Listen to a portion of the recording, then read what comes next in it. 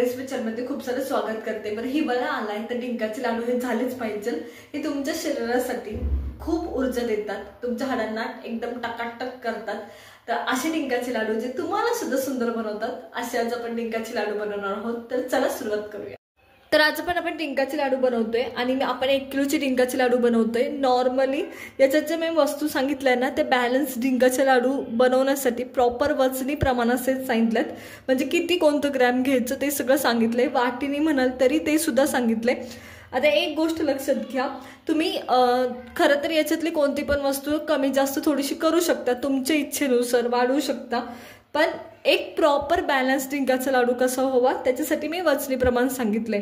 तर चला सुरू करूया। तर आपण लाडूला जे साहित्य लागणार आहे ते पाहतोय। मी वजनी आणि वाटीचं दोन्ही प्रमाण सांगणार आहे। तर इथं 125 ग्रॅम माझ्याकडे खारीक आहे, वाटीने म्हणाल तर 1 वाटी आहे।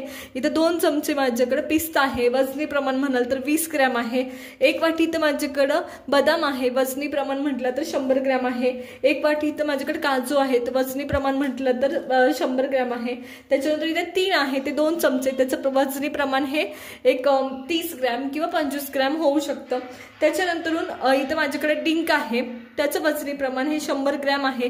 1 किलोच्या लाडूसाठी तुम्हाला वजनी प्रमाणे डिंक किंवा वाटीप्रमाणे म्हणत असाल तर अर्धा वाटी डिंक इनफ आहे। वजनी प्रमाण म्हटलं तर 100 ग्रॅम पुरेसा होतो।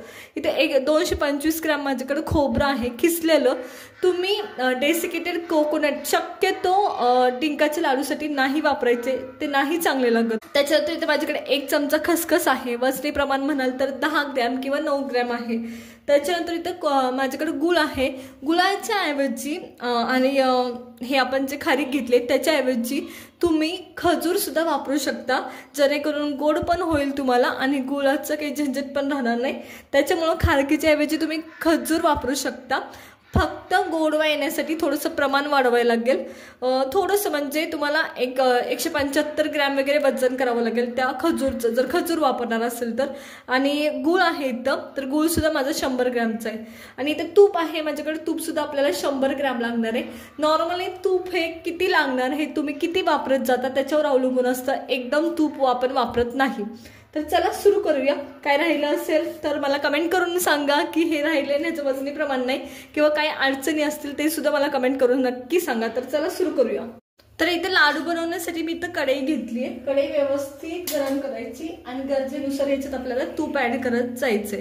तर मी इथं सुरुवातीला 4 चमचे तूप ऍड केले व्यवस्थित। एकदम तूप ऍड करायचं नाही, लागतं त्यानुसार ऍड करायचं। तुम्हाला थोडंसं म्हणजे 10-15 ml कमी जास्त लागू शकतं। तर चला सुरू करूया। तर मी इथं सगळं तूप काढून घेतलंय। सगळ्यात पहिले मी ड्रायफ्रुट्स इथं तळून घेणार आहे, हे लक्षात घ्या, जेणेकरून व्यवस्थित तळले जातात त्याच्यामुळे। तर चला सगळ्यात पहिले मी काजू टाकणार याच्यात। तर माझ्याकडे इथे 1 वाटी काजू आहे, तो ऍड करते। व्यवस्थित तळून घ्यायचा आणि खूप कलर बदलू द्यायचा नाही, फक्त एवढं लक्षात घ्या करपवायचे नाहीत, हे पण लक्षात घ्या। अगदी 2 मिनिट किंवा 1 मिनिट इनफ होतात काजू परतण्यासाठी, ड्रायफ्रुट्स परतण्यासाठी। आता मी इथे अक्रोड नाही वापरले डिंकाच्या लाडूमध्ये, जर तुम्हाला हवे असतील तर तुम्ही वापरू शकता। तरी मी इथे काजू हे परतून घेते 1 ते 2 मिनिट फक्त, जास्त नाही। त्याच्यातला आपल्याला पाण्याचा अंश मारायचा आहे, बाकी काही करायचं नाही। तर इथे मी काजू परतलेत आणि साईडला काढून घेते। आता मी लक्षात घ्या, याला लाल वगैरे काही केलं नाही, नुसतं याच्यातलं पाण्याचा अंश मारून घ्यायचा असतो, त्याच्यामुळं खूप वेळ जास्त परतायचं नाही, हे लक्षात घ्या।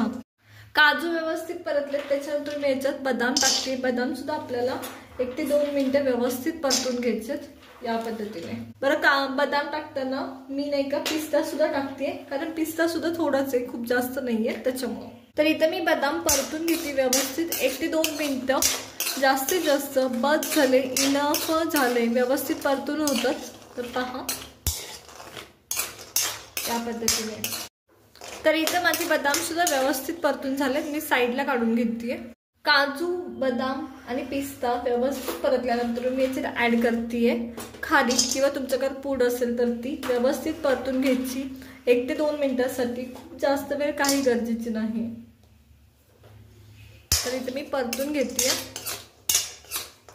आता तुम्ही पूड टाकल्यावर तुमचं तूप लगेच संपणार आहे। आता माझ्याकडे इथं पूड नाहीये, खारीक आहे, त्याच्यामुळे तुम्हाला तूप दिसतंय आणखी सुद्धा खाली एक्स्ट्रा, पण ऍक्च्युली तुम्ही पूड टाकली ना ती पूड सगळी सक करून घेते, काहीच तूप राहत नाही तुम्ही कितीही टाकलं असेल तरी.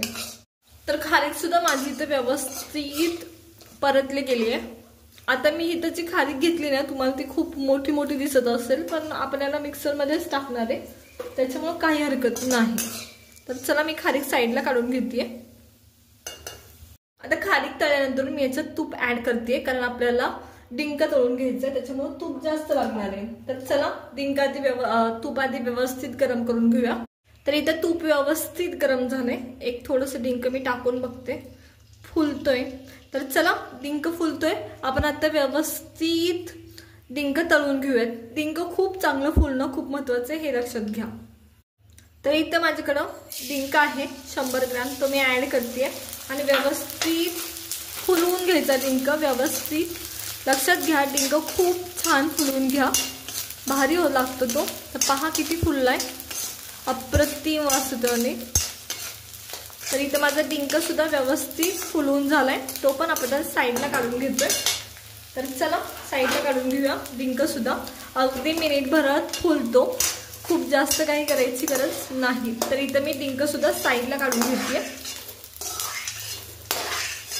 आता डिंक आपला परतून झालाय, त्या टायमाला मी जर आणखी एखादा चमचा तूप ऍड करते आणि आपलं खोबरं इथं मी ते परतून घेते.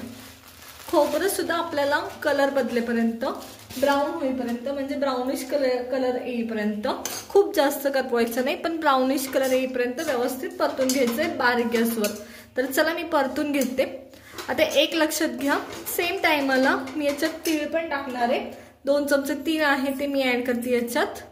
त्याच्यातून माझ्याकडे सेम टायमाला माझ्याकडे इथे खसखस पण आहे, ती पण ऍड करते. तर जेणेकरून व्यवस्थित परतलं जातं, कारण ते खूप बारीक असतात आणि त्याला सेपरेट परतणं अवघड जातं, त्याच्यामुळे मी खोबरं टाकलंय. तर चला परतून घेऊया बारीक गॅसवर. तर पहा इथे खोबरं सुद्धा माझं एकदम व्यवस्थित भाजत आलंय. तर मी गॅस बंद करणार आहे.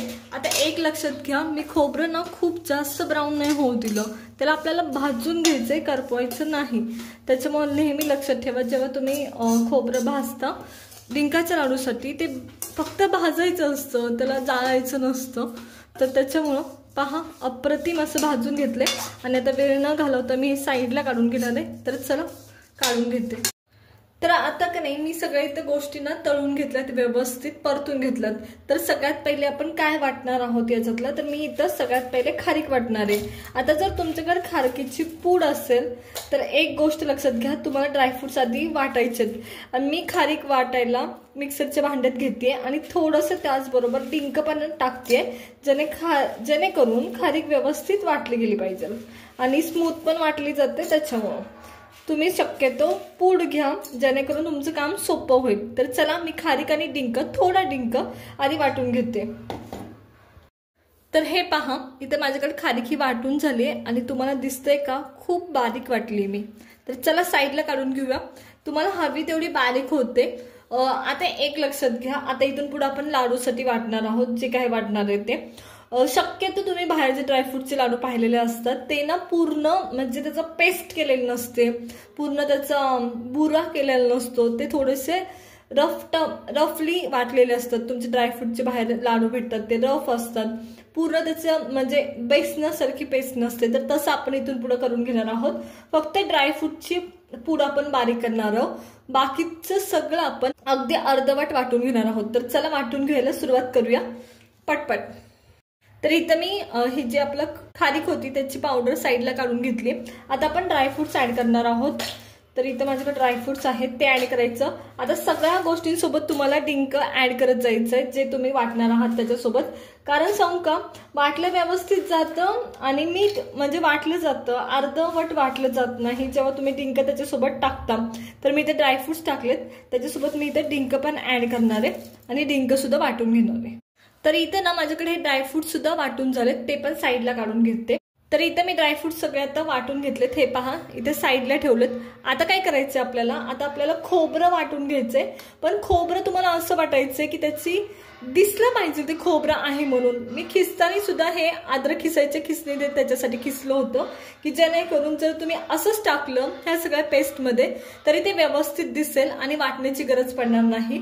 पण जर तुम्हाला असं वाटत असेल की खूपच मोठं खोबरं दिसतंय आणि वाटायचंच आहे, तर आता खोबरं ऍड करायचं वाटायला, थोडंसं डिंक ऍड करायचा आणि गुळ ऍड आता इथं आपल्याला करत जायचंय व्यवस्थित. प्रत्येक बॅचला तुम्हाला गुळ ऍड करत जायचंय.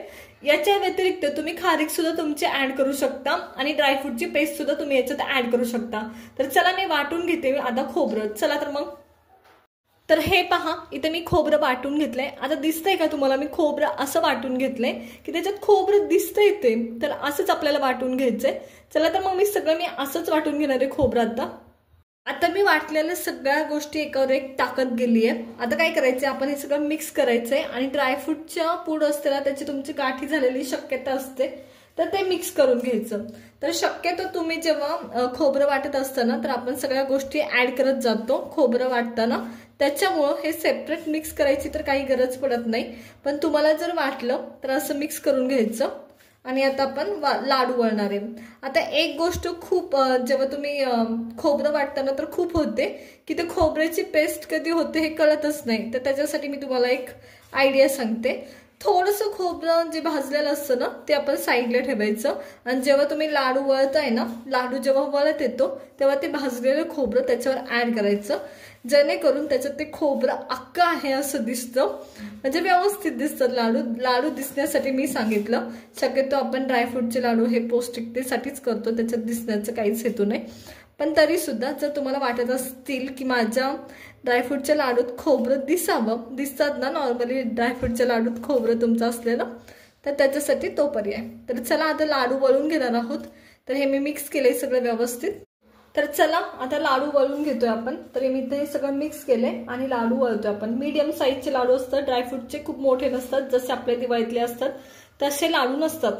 त्याच्यामुळं इथे मी लाडू वळतीये आणि तुम्हाला दाखवते कसं आपला रफली लाडू तयार झालाय. एकदम पेस्ट नाही झालेली कुठल्या ड्रायफ्रूटची आणि खोबरं सुद्धा व्यवस्थित दिसतंय. तर पहा, इथे माझा हा पहिला ड्रायफ्रूटचा लाडू आपला तयार झालाय आणि पहा अप्रतिम दिसतोय. आणि तुम्हाला दिसतंय का ड्रायफ्रूट्स पूर्ण खूप असं मॅश नाही झालेले, पावडर नाही झालेले, तुम्हाला ड्रायफ्रूट्स दिसतात याच्यात. तर असं लाडू तुमचा दिसला पाहिजे. इवन खसखस सुद्धा दिसते. तर असं लाडू तुमचा दिसला पाहिजे. तर चला सगळे लाडू मी असेच वळून घेते आता. तर तयार आहे तिथे एकदम शुद्ध पौष्टिक असे आणि हिवाळ्यात मस्ट हॅव असे हे डिंकाचे लाडू. तर पहा किती अप्रतिम झालेत. नक्की ट्राय करा. आवडले असेल तर लाईक करा, शेअर करा आणि सबस्क्राईब करा.